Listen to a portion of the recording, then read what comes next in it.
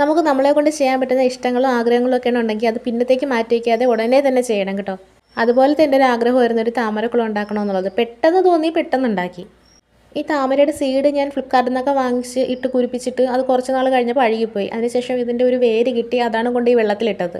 കല്ലുകളൊക്കെ പെറുക്കിയെടുക്കാനും അത് കഴുകിയെടുക്കാനും അത് സെറ്റ് ചെയ്യാനും ഒക്കെ മക്കളും കട്ടയ്ക്ക് കൂടെ നിന്നേ. പിന്നൊന്നും നോക്കിയില്ല, വൈറ്റ് സിമെൻറ്റ് ഉണ്ടാക്കിയ ഒരു താറാവ്, പിന്നെ പിസ്താശ്ശേലി കൊണ്ടുണ്ടാക്കിയ ഒരു താമര എല്ലാം ഇതിൽ സെറ്റ് ചെയ്ത് കൊടുത്ത് ഇതിലോട്ട് ഇറക്കി വെച്ചു. പെട്ടെന്നായിരുന്നു വളർച്ച. കാണുമ്പോൾ തന്നെ മനസ്സിലാവുന്നുണ്ടാവുമല്ലേ എത്ര പെട്ടെന്നാണ് അത് വളർന്നതെന്നുള്ളത്. ആദ്യം ഇലകളൊന്നും ഉണ്ടായിരുന്നില്ലല്ലോ. എന്ത് ഭംഗിയാന്ന് നോക്കിയേ. ഞാൻ ഉണ്ടാക്കിയ ആ പിസ്താശ്ശേലി കൊണ്ടുണ്ടാക്കിയ താമര എടുത്ത ഒരു താമരയുടെ ഇലയും കൂടെ വന്നപ്പോൾ നല്ല ഭംഗിയില്ലേ കാണാനായിട്ട്. പിന്നെ താറാവ് വെള്ളത്തിൽ ഇറക്കി വെച്ച് അതിൽ മറ്റേ പായലൊക്കെ പിടിച്ചു കേട്ടാ. ഇതിൽ ഗപ്പി ഉണ്ടോ പോകുന്നത്, ഗപ്പിയാണ് ഇട്ടത്. അടുത്ത് ചെന്നിരുന്ന് സൂക്ഷിച്ച് നോക്കിയാൽ മാത്രമേ മീനിനെ കാണാൻ പറ്റുള്ളൂ കേട്ടോ. വെള്ളം കലങ്ങി അത്യാവശ്യം ചെറിയൊരു പായൽ പോലെ ആയിട്ടുണ്ട്.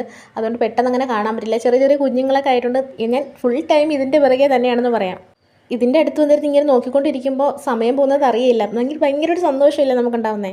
മക്കളെയൊക്കെ സ്കൂളിൽ വിട്ട് വീട്ടിലെ ജോലിയൊക്കെ കഴിഞ്ഞ് ഒറ്റയ്ക്കിരിക്കുന്ന ബോറടിച്ചിരിക്കുന്ന വീട്ടമ്മമാർക്കൊക്കെ ട്രൈ ചെയ്ത് നോക്കാവുന്നതേ ഉള്ളൂ. നിങ്ങൾക്ക് എന്താ പറയുക, ഒത്തിരി സന്തോഷം സമാധാനമൊക്കെ ഉണ്ടാവും ഇതിൻ്റെ കൂടെ ഇങ്ങനെ സ്പെൻഡ് ചെയ്യുമ്പോഴേക്കും. അപ്പോൾ എന്താ പറയുക, എൻ്റെ താമരക്കുളം ഇഷ്ടമായിട്ടുണ്ടെങ്കിൽ എല്ലാവരും ലൈക്ക് ചെയ്തേക്കണേ, സപ്പോർട്ട് ചെയ്യണേ.